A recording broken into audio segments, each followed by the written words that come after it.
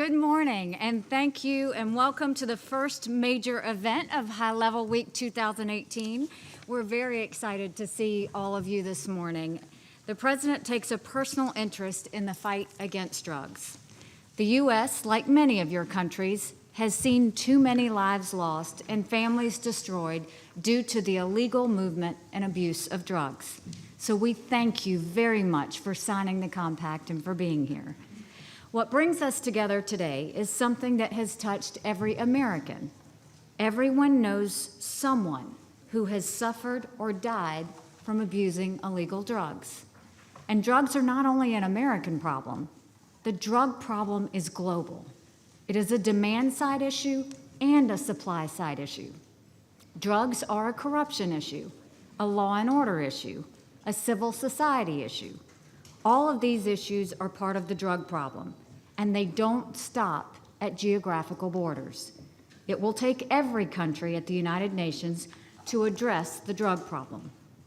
The United States is confronting a serious opioid crisis that is fueled by the rapid increase in the illicit supply of synthetic drugs like fentanyl. We're not alone. Countries around the world are seeing similar trends of increased addiction and significant loss of life due to deadly drugs like those. We expect this upward trend to continue. So we're here today to talk about solutions. We've seen firsthand how complex the global drug supply chain is.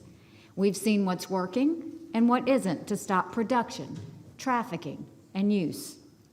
We've been to coca fields and sat down with leaders in Colombia, Guatemala, and Honduras. These countries are committed to doing good work to combat this crisis, work that benefits all of us. Our partnerships are making a difference. The President wants to get even more countries involved to pursue action on a global scale. The President will say more about this in a minute, but the global call of action began as a way to build awareness among world leaders about the drug problem. The next step is to reaffirm the commitment of UN member states to key UN conventions and institutions devoted to this issue. And we need to pay more attention to emerging challenges, specifically those posed by synthetic drugs. Finally, we want every UN member state to commit to action.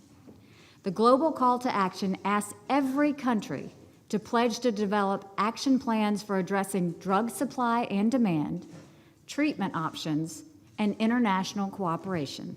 The response we've received so far has been nothing short of outstanding. Mr. President, we're proud to join our 31 co-hosts, including Colombia, the United Kingdom, Afghanistan, Kenya, and Jordan, who helped gather the countries assembled here today. And we are honored to be among 130 member states who are here and have signed on to the global call to action. Your commitment is an inspiration. We hope it leads more nations to join us. But none of us would be here today without the leadership of the man it is now my honor to introduce.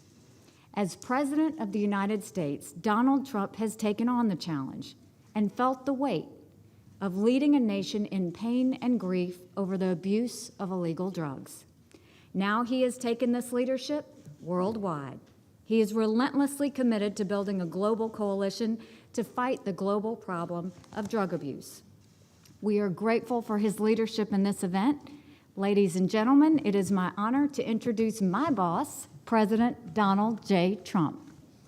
Thank you very much, Nikki. Thank you very much. Thank you all for being here this morning. It is a great honor to address you on an issue that affects every nation across the globe, the world drug problem, and a big problem it is. The scourge of drug addiction continues to claim too many lives in the United States and in nations around the world. Today, we commit to fighting the drug epidemic together.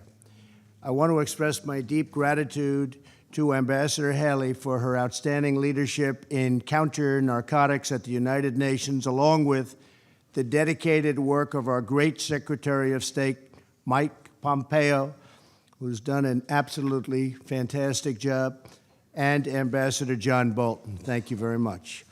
We also thank the Secretary General for joining us as our special guest, he's become a great friend, and he's doing a wonderful job at a very, very complex situation, but a beautiful situation. And I've always said the United Nations has tremendous potential, and that potential is being met. Slowly but surely, it's being met. We are likewise grateful to our 31 co-host countries. Each of you is taking critical steps to combat the global drug problem. As the 2018 World Drug Report highlights, cocaine and opium production have hit record highs, incredibly, and global deaths caused by drug use has increased by 60% from the year 2000 to 2015. So in 15 years, it's gone up 60%, which is absolutely terrible. As we know, illicit drugs are linked to organized crime, illegal financial flows, corruption, and terrorism. It's vital for public health and national security that we fight drug addiction and stop all forms of trafficking and smuggling that provide the financial lifeblood for vicious transnational cartels. In the United States, we're taking aggressive action, securing our borders, supporting law enforcement, devoting record funding to the opioid crisis, and promoting treatment and recovery. Many nations here today are also taking bold action. Newly elected President Duque, Colombia, campaigned on an anti-drug platform and won a very, very impressive victory. Congratulations. We look forward to partnering with his new administration to eradicate cocoa production in his country. All of us must work together to dismantle drug production and defeat drug addiction. For this reason, last month, the United States announced a global call to action on the world drug problem. The call is simple: reduce drug demand, cut off the supply of illicit drugs, expand treatment, and strengthen international cooperation. If we take these steps together, we can save the lives of countless people in all corners of the world. And when I say countless, I'm talking about millions and millions of people. I'm thrilled that every country in the room today has agreed to answer our call, and I want to thank each and every one of you for your commitment to this important initiative.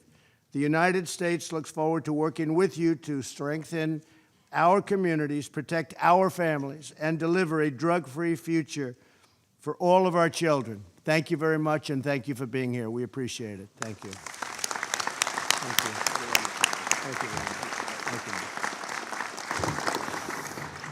Thank you, Mr. President. We are very grateful that the Secretary General is with us today to kick off High Level Week and to show his commitment to the World Campaign against the abuse and movement of illicit drugs.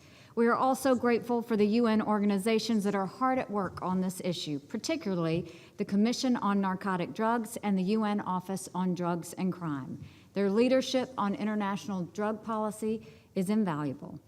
The United States believes that the international community should approach the fight against illegal drugs as an important component of promoting international peace and security. Our next speaker was with us last year on leading the reform effort of the UN. We deeply appreciate his leadership and his presence here today. Ladies and gentlemen, Secretary General Antonio Guterres.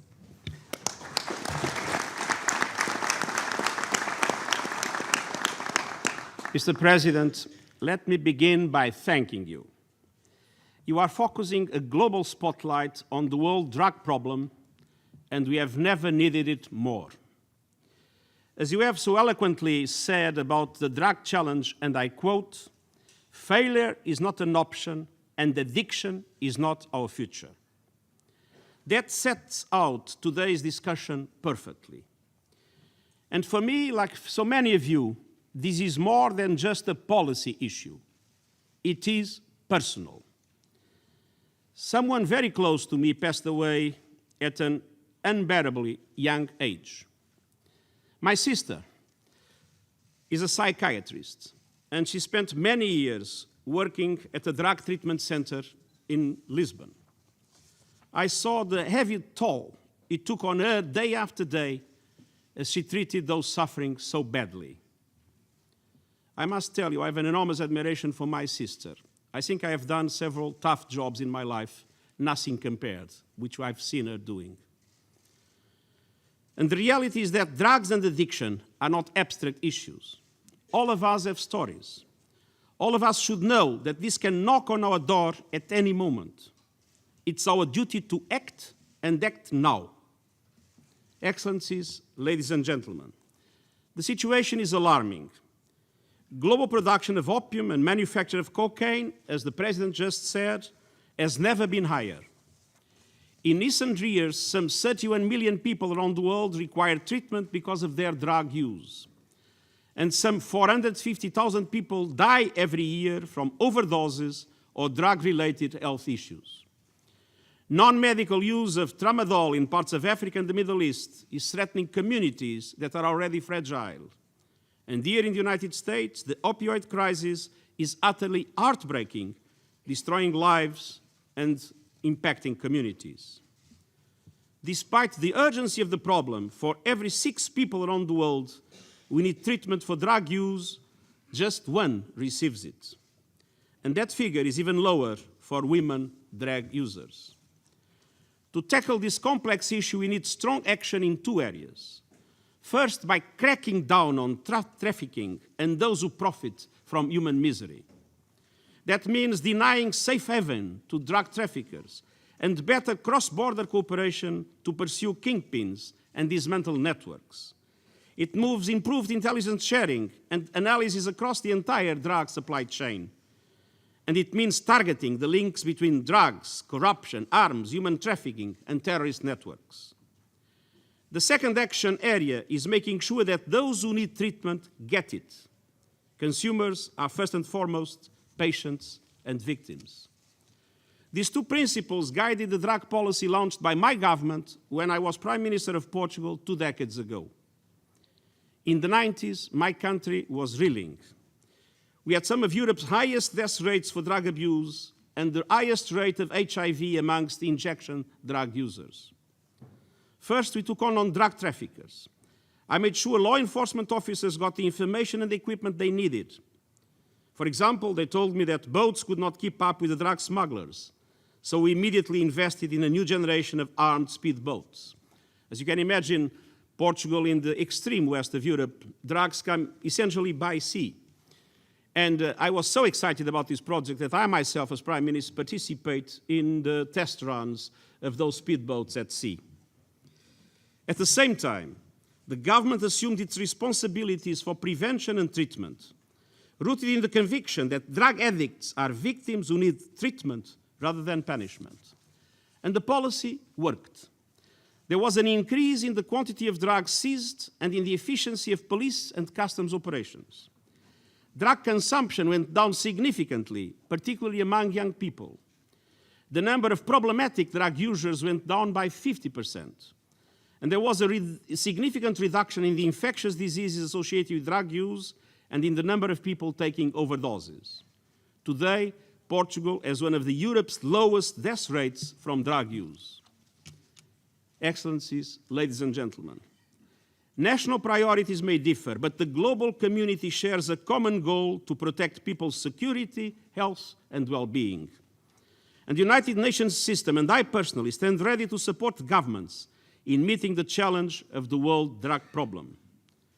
The United Nations stands behind the implementation of the UN Drug Control Conventions and the outcome document of UN General Assembly Special Session in 2016. Mr. President, once again, thank you very much for your leadership in bringing this life and death issue front and center. Failure is indeed not an option. Together, we will succeed. We will never give up. Thank you.